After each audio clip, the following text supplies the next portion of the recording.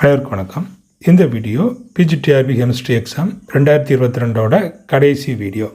அப்போ இது வரைக்கும் நம்மளுடைய சேனலில் அநேக வீடியோஸ் நம்ம போட்டே வந்துகிட்டே இருக்கிறோம். ஓகே, அப்போ அந்த வீடியோஸ் எல்லாம் எல்லாருக்கும் ரொம்பவே யூஸ்ஃபுல்லாக இருந்திருக்கும் அப்படின்னு நான் நம்புகிறேன். அப்போ இந்த எக்ஸாமுக்கு முந்தைய நாள், அதாவது கடைசி நாள், நாளைக்கு எக்ஸாம் நடக்க போகுது. அதுக்கு முந்தின நாள் என்னென்ன செய்யணும், இது வரைக்கும் கடந்து வந்த பாதைகள் எல்லாத்தையும் இந்த வீடியோவில் பார்க்க போகிறோம். அப்போ எல்லாருமே அட்மிட் கார்டு டவுன்லோட் பண்ணியிருப்பீங்க. அதில் ஃபோட்டோ கரெக்டாக ஒட்டிடுங்க. அதுக்கப்புறமா அந்த கோவிட் சர்டிஃபிகேட் அதையும் வச்சுக்கிடுங்க. அதுக்கப்புறமா அட்மிட் கார்டில் அந்த வென்யூ எந்த இடம் அப்படிங்கிறத இன்றைக்கி கண்டுபிடிச்சி வச்சுக்கிடுங்க. அதுக்கப்புறமா எப்படி போகிறது அதையும் பிளான் பண்ணி வச்சுக்கிடுங்க. எந்த மாவட்டம் எந்த இடத்துல இருக்குது, எப்போ கிளம்புனா கரெக்டாக போய் சேரலாம் அப்படிங்கிறத கரெக்டாக நோட் பண்ணி வச்சுக்கிடுங்க. அதுக்கப்புறமா இந்த எக்ஸாம் 3 வருஷத்துக்கு அப்புறம் இந்த எக்ஸாம் நடக்குது. 2019 இந்த Pgtrb எக்ஸாம் நடந்தது. அதுக்கப்புறமா இப்போ தான் நடக்குது 2022.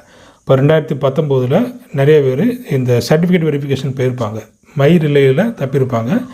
அப்போ எல்லாருக்கும் இந்த வருஷம் அந்த வேலை கிடைக்க நான் வாழ்த்துக்களை தெரிவித்து கொள்கிறேன். ஓகே, ரொம்பவே கஷ்டமாக இருந்திருக்கும் அவங்களுக்கு வந்துட்டு கிட்ட வரைக்கும் போயிட்டு அதுக்கப்புறம் திரும்பி வர்றது அப்படிங்கிறது ரொம்ப கஷ்டமான சூழ்நிலை. அப்போ அதை மனசில் வச்சுக்கிட்டு இந்த தடவை எப்படியாவது வெற்றி பெறணும் அப்படிங்கிற ஒரு வெறியோடு என்ன செய்யுங்க, எக்ஸாம் எழுத போங்க.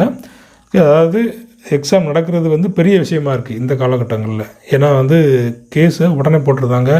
ஏதாவது ஒரு சின்ன பிரச்சனாலும் கேஸ் போட்டிருந்தாங்க, உடனே எக்ஸாம் தள்ளி வைக்கப்படுது.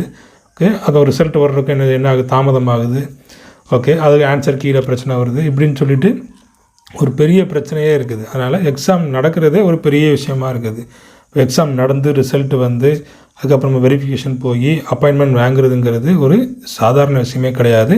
அதனால் நீங்கள் 3 வருஷமாக படிச்சுட்டே இருக்கிறீங்க.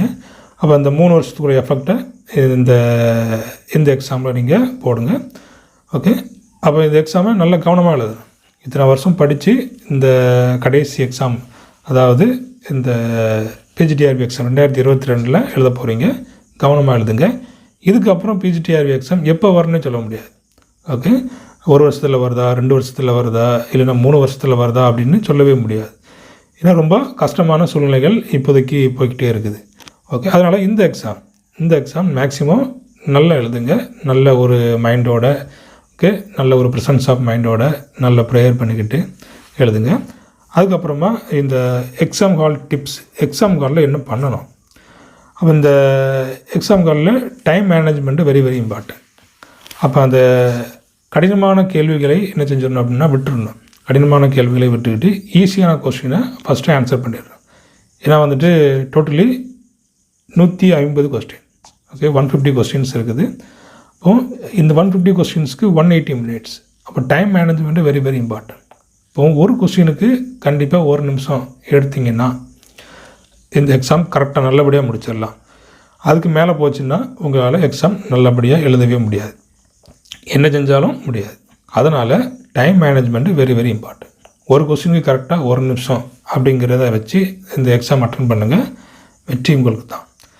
அதுக்கப்புறமா இந்த ஆன்லைன் ஸ்டூடெண்ட்ஸ், என்னுடைய ஆன்லைன் ஸ்டூடெண்ட்ஸ் இந்த யூடியூப் மூலமாக, அதுக்கப்புறமா நம்முடைய ஆப் மூலமாக நிறையா ஸ்டூடெண்ட்ஸ் இந்த Pgtrb எக்ஸாமுக்காகவும் டிஆர்பி பாலிடெக்னிக்காகவும் நம்மக்கிட்ட சேர்ந்துருந்தாங்க. ஓகே, அப்போது நிறைய ஸ்டூடெண்ட்ஸ் என்னுடைய சேனல் மூலமாகவும் என்னுடைய ஆன்லைன் இந்த கிளாஸ் மூலமாகவும் பயனடைஞ்சிருக்காங்க. நிறைய கான்செப்ட், நிறைய புது நிறையா விஷயங்கள். ஓகே, இப்போது அவங்களுக்கு ஒரு கான்ஃபிடென்ட் கிடச்சிருக்கும். இந்த முறை எப்படியாவது ஜெயிச்சிடலாம் அப்படிங்கிற ஒரு கான்ஃபிடென்ட்டு அவங்களுக்கு கண்டிப்பாக வந்திருக்கும். அதை நான் நம்புகிறேன். ஓகே, அப்போ என்னுடைய ஆன்லைன் ஸ்டூடெண்ட்ஸ் அனைவருக்கும் வாழ்த்துக்கள். அதுக்கப்புறமா அந்த ஆன்லைன் ஸ்டூடெண்ட்ஸ் எல்லோரும் நல்லபடியாக எழுதுங்க. ஓகே, அதுக்கப்புறமா நல்ல கவனத்தோடு எழுதுங்க. நல்ல தப்பு இல்லாமல் கரெக்டாக எல்லா கொஸ்டின்ஸுக்கும் ஆன்சர் பண்ணுங்கள். அதாவது எக்ஸாமுக்கு பயப்பட வேண்டிய தேவையே இல்லை, ஈஸியான கொஸ்டின்ஸாக வரப்போகுது. அதனால் எழுதுகிறத கரெக்டாக எழுதுங்க, அவ்வளோதான். அப்போது நீங்கள் எஃபெக்ட் போட்டிருக்கீங்க. ஓகே, அப்போ அந்த எஃபர்ட்டுக்கு உங்களுக்கான கண்டிப்பாக ஒரு பலன் இருக்கும், அதில் எந்த வித சந்தேகமும் கிடையாது. ஓகே, அப்போ ஆன்லைன் ஸ்டூடெண்ட்ஸுக்கு எனது வாழ்த்துக்கள், வெற்றி பெற எனது வாழ்த்துக்கள். அடுத்ததாக டெஸ்ட் பேட்ச் ஸ்டூடெண்ட்ஸ். அப்போது இந்த டெஸ்ட் பேட்சில் நிறைய ஸ்டூடெண்ட்ஸ் ஜாயின் பண்ணியிருந்தாங்க. உங்களுக்கு எனது வாழ்த்துக்கள். நீங்களும் இந்த பிஜிடிஆர்பியில் வெற்றி பெற எனது வாழ்த்துக்கள். ஓகே, அப்போ இந்த டெஸ்ட் பேட்ச் மூலமாக நிறைய ஸ்டூடெண்ட்ஸுக்கு நிறைய விதமான கொஸ்டின்ஸ் உங்களுக்கு கிடச்சிருக்கும்.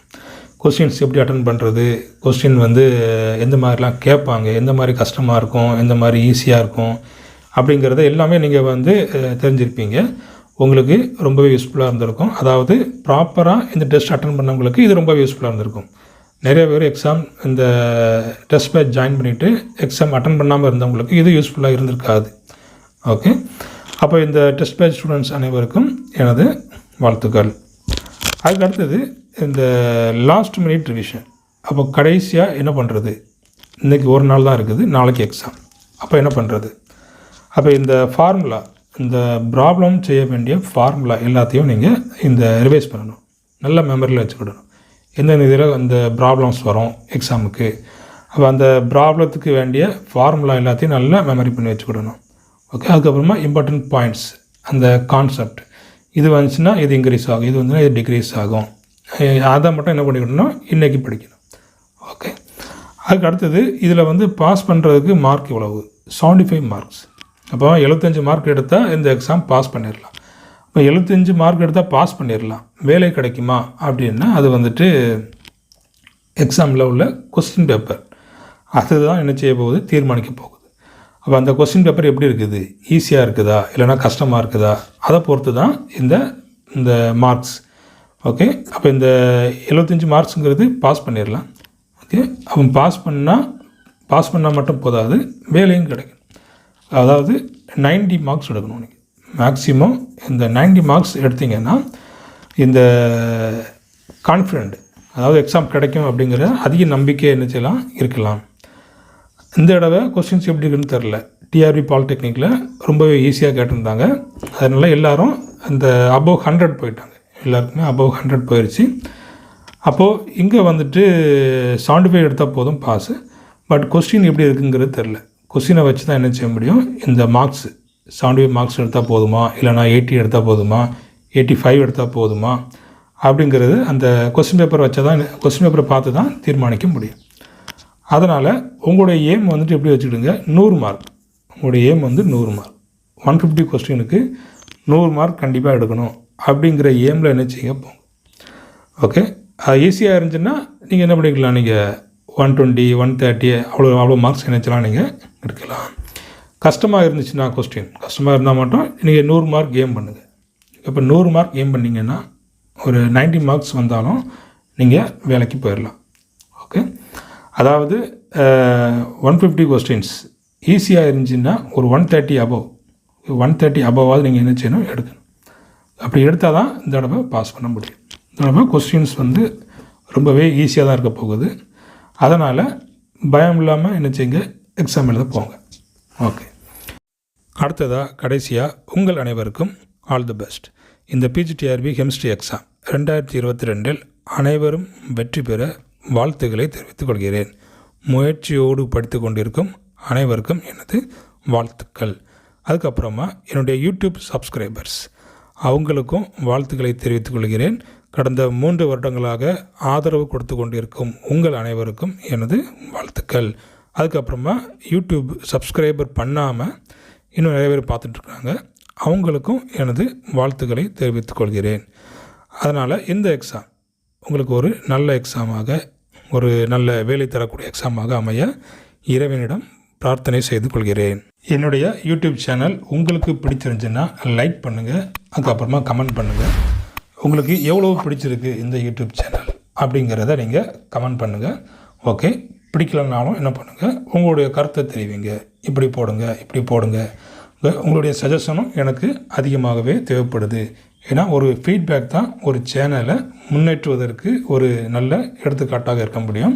அதனால் உங்களுடைய ஃபீட்பேக், அதே போல் உங்களுடைய அந்த மோட்டிவேஷன் கமெண்ட்டு, பாசிட்டிவான கமெண்ட் அதை நீங்கள் கொடுக்கும்போது எனக்கு இன்னும் அதிகமான உற்சாகத்தை தரும். அடுத்தடுத்து வீடியோக்களை பதிவிடுவதற்கு எனக்கு உற்சாகத்தை தரும், ஒரு தூண்டுதலை தரும். டெய்லி ஒரு வீடியோ கூட போடலாம். ஏன்னா சிலபஸ் அவ்வளோ இருக்குது, ஹெவி சிலபஸாக இருக்குது. அதனால் அடுத்தடுத்து நான் என்ன செய்ய போகிறேன், டெய்லி ஒரு வீடியோ அப்லோட் பண்ண போகிறேன். அதுக்கு நீங்கள் வந்து எனக்கு ஒரு மோட்டிவேஷனே தரும். இப்போ வீடியோக்குள்ளே என்ன பண்ணணும், லைக் பண்ணணும், கமெண்ட் பண்ணணும். அப்படி பண்ணும்போது எனக்கு ஒரு உற்சாகத்தை தரும். எந்த ஒரு வேலையுமே ஒருவர் பாராட்டும் போது தான் அந்த வேலையை இன்னும் திறம்பட செய்யணும் அப்படிங்கிற ஒரு எண்ணம் வரும். அப்போது நீங்கள் எனக்கு கொடுக்குற ஒவ்வொரு மோட்டிவேஷனும் நான் வந்து அடுத்தடுத்து நல்ல வீடியோக்களை பதிவிட எனக்கு ஏதுவாக இருக்கும். எனக்கு ஒரு இன்ட்ரெஸ்டிங் வரும். இதுவரை என்னுடைய ஆல்வின் யூடியூப் சேனலுக்கு ஆதரவு கொடுத்த அனைத்து நல்வுள்ளங்களுக்கும் நன்றியை தெரிவித்துக் கொள்கிறேன். ஏனென்றால் நீங்கள் இல்லாமல் நான் இல்லை. நீங்கள் என்னுடைய வீடியோக்களை பார்த்தால் மட்டுமே நான் அடுத்தடுத்து வீடியோக்களை பதிவிட முடியும். அதனால் இதுவரைக்கும் கொடுத்தவங்களது ஆதரவுக்கு நன்றி. இனியும் வரக்கூடிய காலங்களில் உங்களது ஆதரவு எனக்கு கண்டிப்பாக தேவை. இனி வரக்கூடிய நாட்களில் இன்னும் அதிகமான வீடியோக்களை என்னுடைய யூடியூப் சேனலில் நீங்கள் எதிர்பார்க்கலாம். 3 வருடங்களாக எனக்கு வீடியோ போட கிருபை செய்த என்னுடைய தேவாதி தேவனுக்கு நன்றியை தெரிவித்துக் கொள்கிறேன்.